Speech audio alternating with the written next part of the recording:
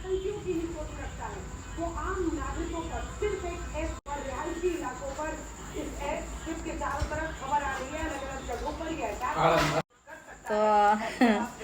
વેકેશનનો ચોથો દિવસ અને અત્યારે ટીવી ઉપર હું કળિયુગની રામાયણ જોતી હોય ને એવો સીન મને લાગે છે.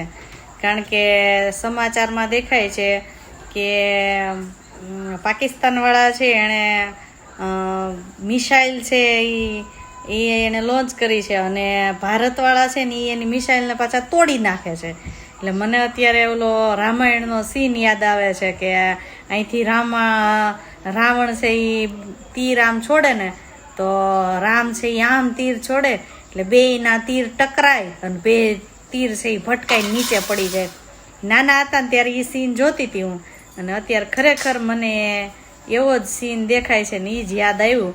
હું એક 5 મિનિટ ટીવી સામે બેઠી ને તો મેં જોયું કે મિસાઇલ છે એ આવે છે અને ભારતવાળા એની મિસાઇલ તોડી નાખે છે. અને આજ ખરેખર મને રામાયણ યાદ આવી ગઈ.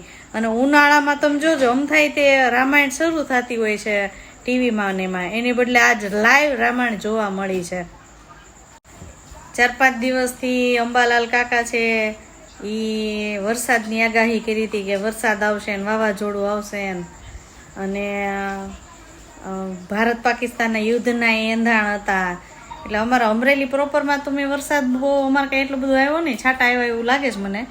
પણ અત્યારે હું લાઈવ બેઠી જે યુદ્ધ જોઉં છું ને એ આજ આખો દિવસ ટીવીમાં બસ એવું જ બધું આવ્યું હતું.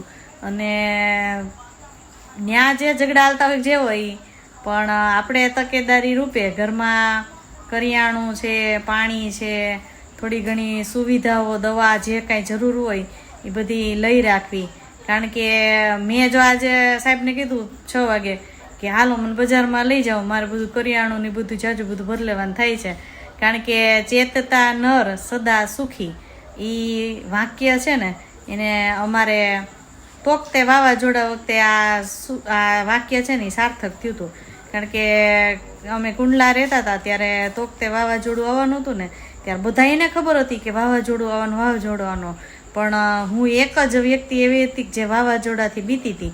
એટલે મેં વાવાઝોડું આવવાની પહેલાં જ 50-60 લીટર પાણી ભરી લીધું હતું, પાવર બેંક મંગાવી લીધી સાહેબ પાસે, અને કરિયાણું, ખાવા પીવાની વસ્તુ બધું મેં ઘરમાં સામાન ભરી રાખ્યો હતો. પણ સાહેબ મને એમ કહેતા હતા કે તું ગાંડી થઈ ગયો છો, કારણ કે મેં આ બધી વ્યવસ્થા કરી લીધી હતી પાવર બેંકની, કરિયાણાની, પાણીની, નાન તે બધી.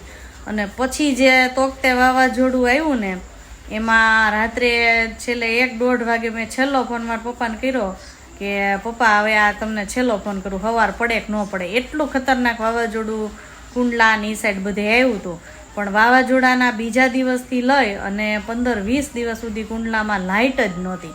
અને ત્યારે કેવી પરિસ્થિતિ થઈ હતી ખબર છે કે આજુબાજુના પાડોશી છે ને પીવાનું પાણી ખતમ થઈ ગયું ને 2-4 દિવસમાં. એટલે એ લોકોએ નીચેના ટાંકાનું જે આપણે નીચેનો ટાંકો વાપરતા ન હોય એ વાપરતા ન હોય એ ટાંકાનું પાણી છે ને એ ગરમ કરીને પીવું પડ્યું હતું. અને અમારે ઘરે 50-60 લીટર પાણી હતું એ તે ફિલ્ટરનું, જે છેક બીજી લાઇટ આવી ને ત્યાં સુધી પાણી હેલું હતું. એટલે આમાં થાય એવું કે માણસોને આપણે ગાંડા લાગીએ પણ ચેતતા નર છે એ સદા સુખી. આપણે ડરી ન જવાનું. જો આ યુદ્ધ છે ને યુદ્ધથી ડરી ન જ જવાનું, પણ આપણે સતર્ક રહેવાની જરૂર છે, આપણે સાવધાન રહેવાની જરૂર છે. કારણ કે ભલે ને અંતે છીએ તો આપણે ગુજરાતમાં જ રહીએ છીએ ને, ભલે ને બોર્ડર ઉપર લડાઈ થાય કે જે કાંઈ પણ હોય, પણ આપણે રહીએ છીએ ગુજરાતમાં જ. કાલ સવારે શું થાય એની કંઈ ખબર નથી. આપણે કોરોનાનું બધાનો અનુભવ છે જ. અને ઘણીવાર રાત્રે સૂચના આપી દે કાલથી કોઈ બહાર નથી નીકળવાનું, તો આવું પણ બની શકે. હજી હું કાલે જ સાહેબને કહેતી હતી, મેં કીધું સાહેબ આ પાકિસ્તાનના પ્લેન ને આપણા સીમામાં આવી જાય ને એવું કરે છે. મેં કીધું આપણા અમરેલી ઉપર તો મેં કીધું કદાચ પાકિસ્તાનનું પ્લેન આવીને ઉડીને વયું જાય તો આપણને અમરેલીવાળાને ખબર નહીં પડે. આપણને એમ થાય કે ઓલા પ્લેન શીખે છે એ ઉડાડતા હશે. પણ ખરેખર 2 દિવસથી અમારા અમરેલીમાં પ્લેન પણ ઉડવાના બંધ થઈ ગયા છે. અને કાંઈક નવા જૂની છે એટલી મને ખબર છે. પણ આ નવા જૂનીમાં આપણે કાંઈ નવા જૂની ન થાય એટલે તકેદારી રૂપે આપણે થોડુંક સાથ સહકાર આપીએ.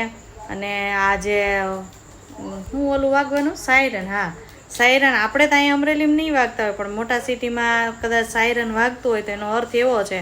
મેં એક વિડીયો એવો જોયો કે સાયરન વાગ્યું તો બધા બહાર દોડી દોડીને નીકળી ગયા. દોડી દોડીને બહાર નથી નીકળવાનું, દોડી દોડીને ઘરમાં વયું જવાનું છે. એટલે વ્યવસ્થિત સૂચનાઓ સાંભળી અને એનું પાલન કરીએ તો સારી વાત છે આપણા માટે. તે એક વ્યક્તિ છે એ આપણા ભારત દેશને જીતાડવા માટે આટલી મહેનત કરતો હોય તો આપણે એને સાથ સહકાર આપવામાં શું વાંધો છે? સાચી વાત ને સાહેબ? જાગૃત નાગરિક બનવાની જરૂર છે. એ એક વ્યક્તિ જ છે કે જેને એમ થાય છે કે ભારતને જીતાડી દેવું, તો આપણે શું કામ જીતાડીએ નહીં? આપણે જીતાડવાના જ છે. એટલે થોડીક આ બધી સૂચનાઓ સાંભળી અને બને ત્યાં સુધી, હું તો એક જ વાત કહું, બને ત્યાં સુધી ઘરમાં રહીએ. એટલે મારા જેવા વ્યક્તિને ગાંડા સમજનાર વ્યક્તિ છે એને હું ખાલી એટલું જ કહેવા માંગુ છું કે આપણે ભલે આપણને એમ થાય કે ભાઈ એવું કાંઈ યુદ્ધ બુદ્ધ થવાનું નથી ને આવું આપણે કાંઈ થવાનું નથી, આવા ડાયલોગો કહેવાવાળા મને ઘણા હોય છે, પણ હું તો મારા મનની ધાયરું કરવાવાળી કે ભલે પછી આપણે કરિયાણું વપરાય જ જવાનું છે, પણ એક સાવધાની અને સતર્કતાના ભાગરૂપે આપણે હેરાન ન થઈએ એ માટે ઘરમાં ખાવા પીવાની વસ્તુ છે ને એનો સંગ્રહ થોડો કરી લઈએ. અને બને ત્યાં સુધી ઘરની બહાર ફરવા, ભલે ઉનાળો છે, મને ખબર છે વેકેશન છે, પણ આ એક જ વેકેશન હું એવું વિચારું છું કે ફરવા ન જઈએ તો સારું થાય. કારણ કે આપણા રિલેટિવ છે એ પણ હેરાન ન થાય, કારણ કે આપણે ફરવા વયા ગયા હોય ને ઘરે એને ખાવું ન ભાવે. એની કરતાં એક ઉનાળો આપણે ઘરમાં વેકેશન કાઢીએ અને મજા કરીએ એવું રાખીએ.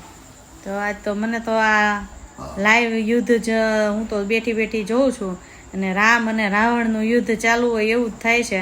અને હું આશા રાખું છું કે હું એવું જ વિચારું છું કે ત્યારેય તે અસત્ય ઉપર સત્યની જીત થઈ હતી અને ભગવાન કરે આ વખતે પણ એમ જ થાય કે અસત્ય ઉપર સત્યની જીત થાય. હા, જય હિન્દ ને જય ભારત. હું તો કટ્ટર ભારતીય જ છું.